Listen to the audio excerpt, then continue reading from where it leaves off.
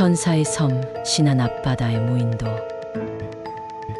처음엔 그저 평범한 낚시였다.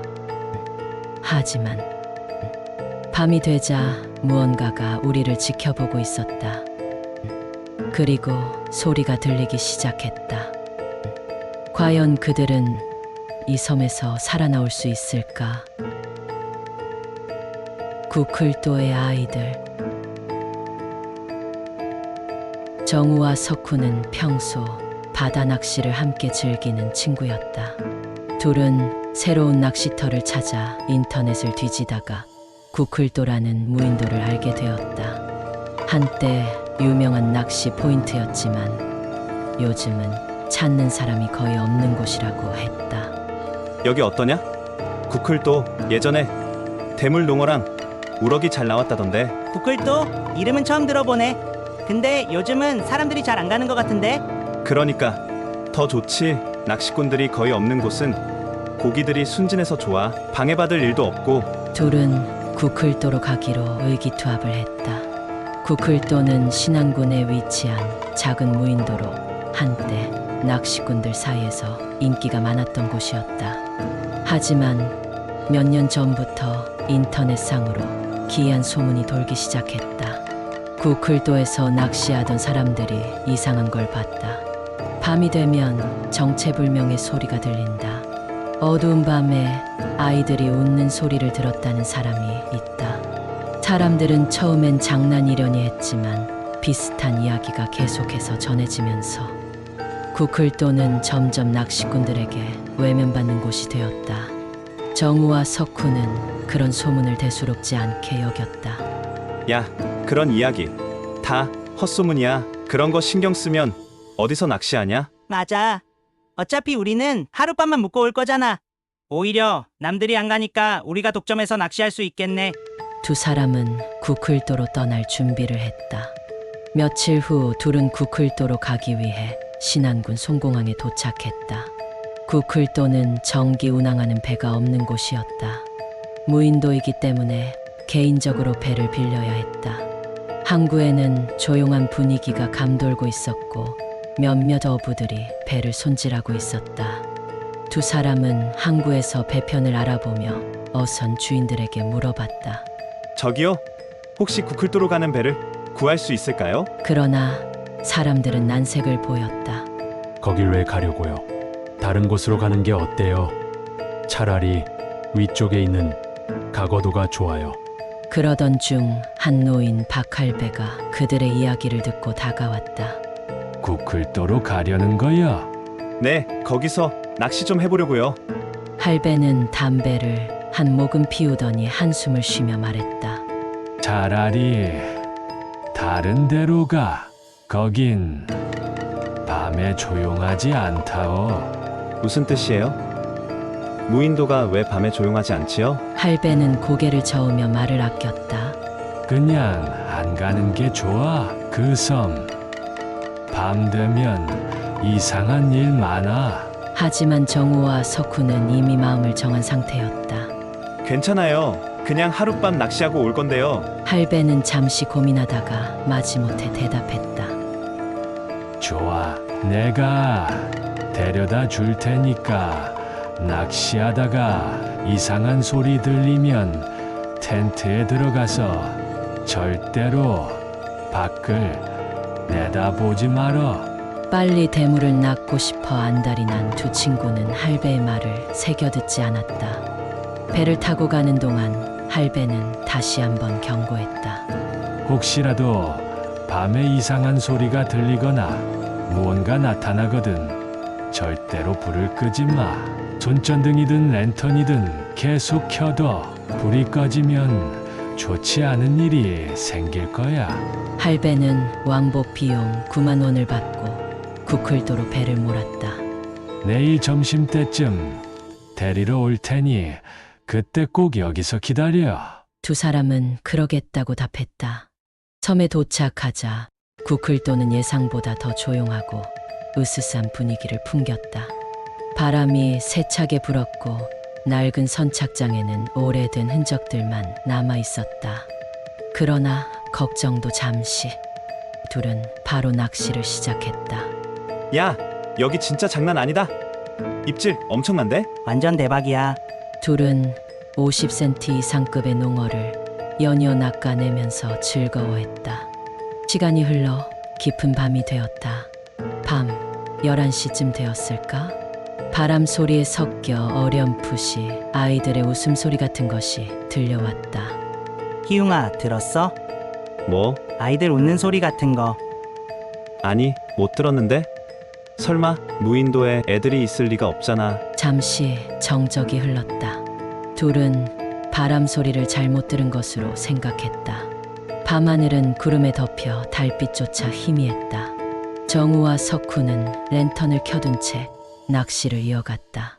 그런데 시간이 지날수록 바닷가 주변의 공기가 묘하게 차가워졌다. 더 이상의 입질도 없었다. 야, 뭔가 이상하지 않아? 석훈이 조심스럽게 말했다. 뭐가? 주변이 너무 조용하잖아. 바람도 전혀 불지 않고 파도 소리도 이상하게 들려. 정우는 신경 쓰지 않으려 했지만 석훈의 말대로였다.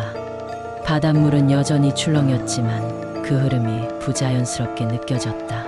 파도 소리는 규칙적으로 이어져야 하는데 간혹 소리가 뚝 끊기는 것처럼 들렸다. 그때였다. 멀리서 희미하게 들리는 웃음소리. 정우와 석훈은 순간 얼어붙었다. 확실한 어린아이의 웃음소리였다. 들었어? 아니야. 바람 소리겠지. 물론 석훈도 그 소리를 들었지만 자신이 잘못 들었기를 바랬다. 그 순간 낚싯대에 달아놓은 방울이 세차게 울리고 낚싯대가 활처럼 휘면서 초리대가 처박혔다. 두 사람은 동시에 낚싯대를 잡았지만 그 힘이 너무 강했다. 야, 이거 뭐야? 고기 맞아? 정우는 황급히 리를 감았다. 그러나 그 순간 바닷속에서 희미하게 무언가가 떠오르는 것이 보였다. 처음에는 큰 물고기인 줄 알았지만 곧 형체가 분명해졌다. 사람이었다. 더 정확히는 어린아이. 물속에서 낚싯줄에 걸려 나온 아이는 정우를 향해서 똑바로 서 있었다. 그 짧은 순간 동안 그 아이의 입이 천천히 찢어지듯이 벌어지며 희미한 소리를 냈다. 정우는 소리를 지르며 낚싯대를 던져버렸다. 두 사람은 공포에 질려 그 자리에서 뒷걸음질 쳤다. 그러자 마치 기다렸다는 듯이 물속에서 나타난 아이가 천천히 사라졌다. 그러나 그것이 끝이 아니었다. 갑자기 해변에서 여러 개의 발자국 소리가 들려왔다. 두 사람은 정신없이 텐트로 뛰어들어갔다. 그들은 그제야 할배의 말이 생각이 났다. 정우와 석훈은 숨을 죽이며 서로 등을 맞댄 채 텐트 안에서 랜턴을 켜고 밖의 동정을 살폈다. 텐트 밖에서는 여전히 바스락거리는 소리와 낮은 웃음소리가 들려왔다. 그것은 마치 텐트 주위를 맴돌며 안을 엿보는 듯한 느낌을 주었다. 그들은 식은 땀을 흘리며 텐트 안에서 아무 말도 하지 못하고 덜덜 떨며 몇 시간을 버텼다. 그것들이 텐트 안으로 들어오지 않기를 바라면서. 그런데 갑자기 텐트 천막을 밖에서 안으로 손으로 힘껏 누르는 듯한 감촉이 전해졌다. 천이 안쪽으로 움푹 들어갔고 마치 무언가가 천막을 얇게 격리된 벽 너머에서 손으로 더듬고 있는 듯했다. 이거 뭐야? 석훈의 목소리는 떨리고 있었다. 정우는 입술을 꾹 깨물며 손전등을 강하게 쥐었다. 그러나 배터리가 거의 다 된 손전등은 이제 깜빡이며 불규칙하게 전멸하고 있었다. 손전등의 불빛이 꺼지면 어떤 상황이 될지 몰라서 둘은 안절부절하고 있었다. 마지막 희미한 불빛마저 사라지려는 순간 갑자기 텐트 바깥에서 들려오던 모든 소리가 멎었다. 형, 이거 순간 극도의 정적이 감돌았다. 정우와 석훈은 꼼짝도 하지 못한 채 그 침묵 속에서 귀를 기울였다. 아무 소리도 들리지 않았다. 단 한 가지 이상한 점은 그 침묵이 너무나 비현실적으로 깊고 무거웠다는 것이었다. 그때였다. 갑자기 텐트의 입구가 강제로 벌어졌다. 두 사람은 비명을 지를 뻔했으나 아무것도 보이지 않았다. 그럼에도 불구하고 뭔가가 그곳에 서 있는 것 같은 느낌이 들었다. 보이지 않지만 확실히 존재하는 무언가가. 정우는 반사적으로 손전등을 비추었지만 그 순간 불빛이 완전히 꺼졌다. 완전한 어둠, 가슴을 조이는 침묵. 그 순간 아주 가까이에서 속삭이는 소리가 들렸다. 두 사람은 혼비백산하여 서로를 붙잡았다.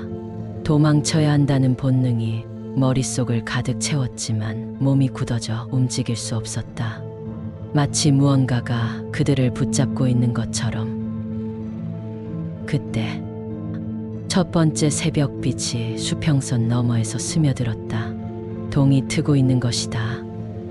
동이 트자 그 모든 공포가 거짓말처럼 사라졌다. 소리도, 기운도, 압도적인 존재감도 전부. 두 사람은 텐트에서 나와 주변을 살폈다. 언제 그랬냐는 듯 섬은 다시 조용해졌다. 그러나 텐트 주변의 모래사장에는 작은 발자국들이 선명하게 남아 있었다. 그것은 두 사람이 남긴 것이 아니었다. 그들은 탈진한 채로 모래사장에 누워 있었다. 점심때쯤이 되니 할배가 배를 몰고 그들을 데리러 왔다. 돌아가는 배 안에서 할배가 담배를 한 대 꺼내 물면서 말을 꺼냈다. 30년 전쯤이었을 거야. 구클도에는 몇 가구가 살고 있었어. 무인도가 되기 전에는 작은 어촌 마을이 있었지.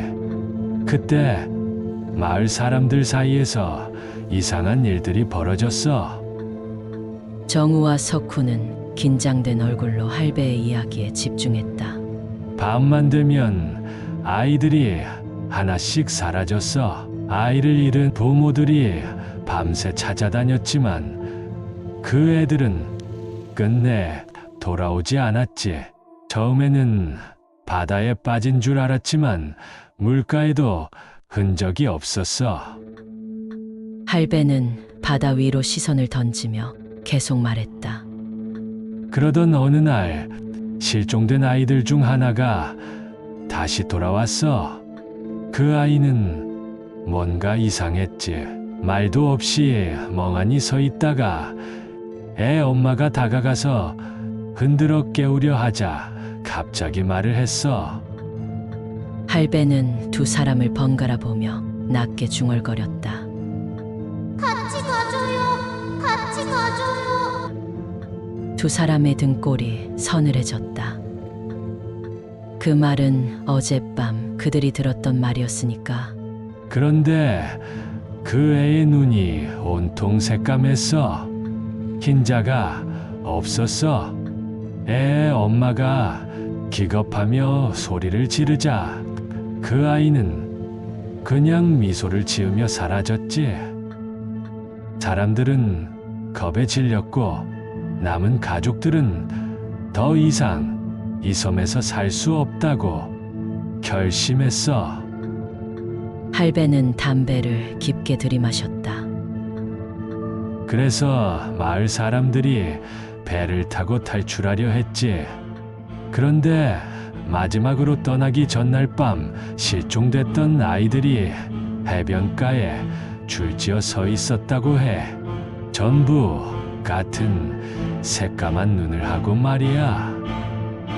정우는 불안한 기색을 감추지 못했다. 그 이후로 아무도 구클도로 돌아가지 않았어요? 할배는 고개를 저었다. 그 아이들의 가족들은 다시 돌아오지 않았지만 소문을 듣고 가끔 미친 놈들이 왔었지. 용감한 척하는 놈들, 낚시 캠핑하러 온 놈들. 하지만 섬에서 사라진 사람도 있었고 육지로 돌아가서 미친 사람도 있었다고 해. 정우와 석훈은 얼굴이 새하얘졌다. 그 섬 아직도 그 애들이 있는 곳이야. 그리고 밤이 되면 또 누군가를 찾고 있겠지. 할배는 담담하게 말을 끝맺었다. 두 사람은 아무 말도 하지 못한 채 구클도가 점점 멀어지는 것을 바라보았다. 바다는 잔잔했지만 그들이 그곳에서 겪었던 일들은 절대 잊을 수 없을 것이었다. 그 후 두 사람은 다시는 무인도에 발을 들이지 않았다. 한동안 악몽을 꾸었고 바닷가 근처만 가도 등골이 오싹해졌다. 그리고 얼마 후 구클도에서 낚시하던 또 다른 사람들이 아이들의 웃음소리를 들었다는 소문이 돌기 시작했다. 구클도는 여전히 아무도 찾지 않는 섬으로 남아 있었다. 하지만 밤이 되면 누군가는 그곳에서 웃고 있을지도 모른다. 시청해 주셔서 정말 감사드립니다. 구독과 좋아요를 눌러주시면 더욱 무섭고 흥미있는 이야기로 내일 찾아뵙겠습니다.